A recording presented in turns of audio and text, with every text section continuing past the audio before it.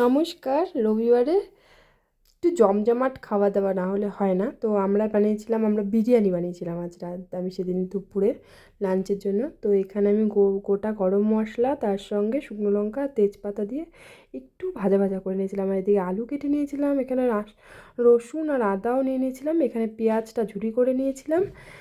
আর এই যে ওটা আমি বেশ সুন্দর করে পাউডার বানিয়ে নিয়েছি। আর এখানে চালটা ধুয়ে নিয়েছি, কিছুক্ষণের জন্য ভিজিয়ে রেখে দিলাম।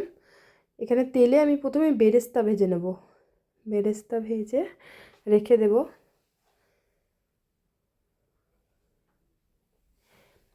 আমি খুব ভালো রান্না তো পারি না, আমি খুবই লিমিটেড কিছু রান্না পারি, তো সেইগুলোর মধ্যে এই বিরিয়ানিটাও এখন করতে করতে একটু আমি করতে পারি। তো সেটাই আমি ভাবছিলাম চলো কিছু না, কেননা আমি একটু ভিডিও বানাই এটা নিয়ে। তো আমি ওই জন্য ভিডিওটা করছিলাম। হ্যাঁ, আমার এক হাতে ক্যামেরা আর এক হাতে খুন্তি। তো আমি মাংসগুলো আসলে এখানে না প্যাকেটের মাংস পাওয়া যায়, তো সেই জন্য আমি একটু চেষ্টা করি একটু তেলে এগুলোকে ভেজে নিতে, তবেই তাও মোটামুটি ভালো লাগে। আর এখানে চালটা ধুয়ে দিয়েছিলাম, কিছুক্ষণ ভিজিয়ে রেখেছিলাম।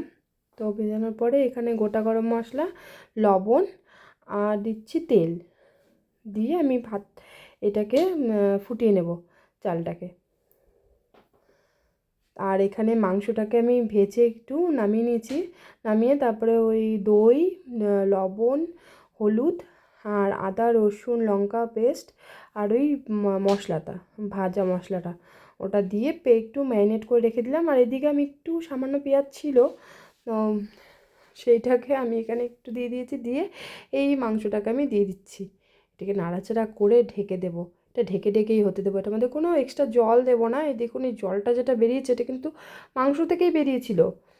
তো এই চেপে চেপে আমি যেহেতু ঢেকে ঢেকে করছিলাম, তো এতেই বেরোচ্ছিলো জলটা, এর যে জলটা বেরোচ্ছে এটা সেখান থেকেই, মাংস থেকেই বেরোচ্ছিলো। এবার এখানে আমি আলুগুলো, ভেজে রাখা আলুগুলোও দিয়ে দিচ্ছি। প্রথমে আমি ভেবেছিলাম এর মধ্যে বিরিয়ানিতে আমি একটু ডিমও দেবো, কিন্তু আমার হাজব্যান্ড বললো দরকার নেই, মাংস আলু ঠিক আছে, এনাফ। তো সেই জন্য আর আমি দিইনি এর মধ্যে, তো আলু আর মাংস দিয়েই করেছিলাম।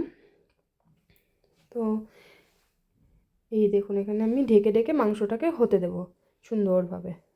আর এদিকে দেখুন ভাতটাও অলমোস্ট হয়ে গেছে, এটা 70% ভাত হয়ে গেছিলো। তো আমি এদিকে মাঠটা ছেঁকে নিয়েছি। আর এখানে আমি একটু দেবো এটা ছিল গোলাপের পাপড়ি, যেটা ওই, আর ছিল হচ্ছে কেশর।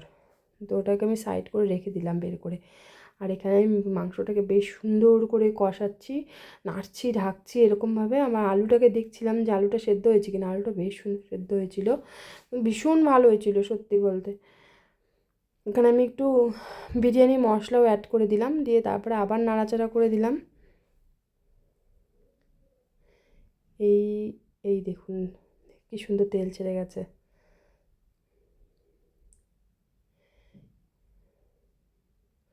এরপরে আমি নামিয়ে নিয়েছি এটাকে, এটাকে আমি একটা ইয়ের মধ্যে নামিয়ে, এবার ওই ইয়েটাতেই, কড়াইটাতেই আমি ওইটাতে প্রথমে ওই ভাতটা দিয়ে, তার উপরে বেরেস্তা, তার উপরে একটু বিরিয়ানি মশলা, তার উপরে মাংসটা, আর হচ্ছে এই বিরিয়ানি মশলা, এখানে দিয়ে দিচ্ছি মাংসটা। তারপরে আমি জাফরানটা ভিজিয়ে রেখেছিলাম, জাফরানের জলটা, তারপরে এখানটা দিয়ে দিলাম ওই ইয়েটা, রোজ পাপড়িগুলো। তারপরে আবার একটা লেয়ার করবো, এইভাবেই একটা একটা করে লেয়ার করে নিচ্ছি।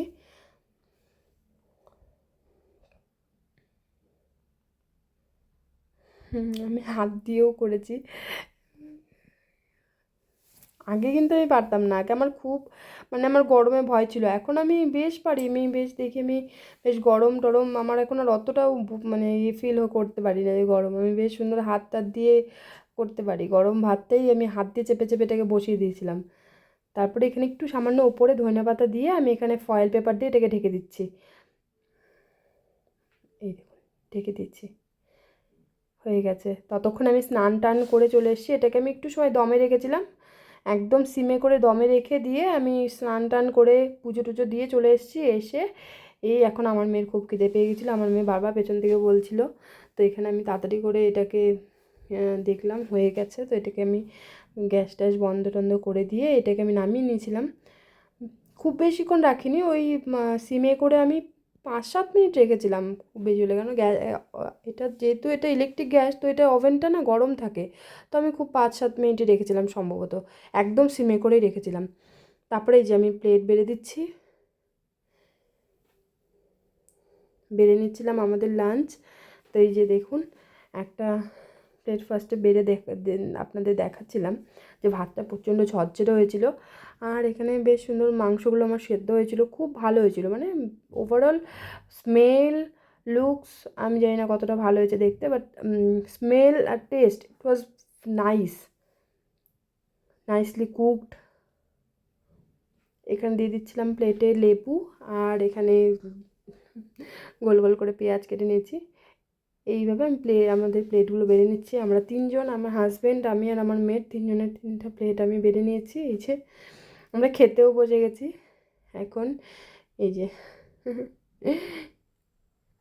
ভীষণ ইয়াম্মি হয়েছিল, ভীষণ, আমি বলে বোঝাতে পারবো না, আমার ভীষণ ভালো লেগেছে। আমার মেয়ে দেখুন খাচ্ছে একাই, ও একাই হাত দিয়ে খেতে পারে, খাচ্ছে, টেস্ট করছে, অ্যাকচুয়ালি দেখে দেখাচ্ছে। ধন্যবাদ।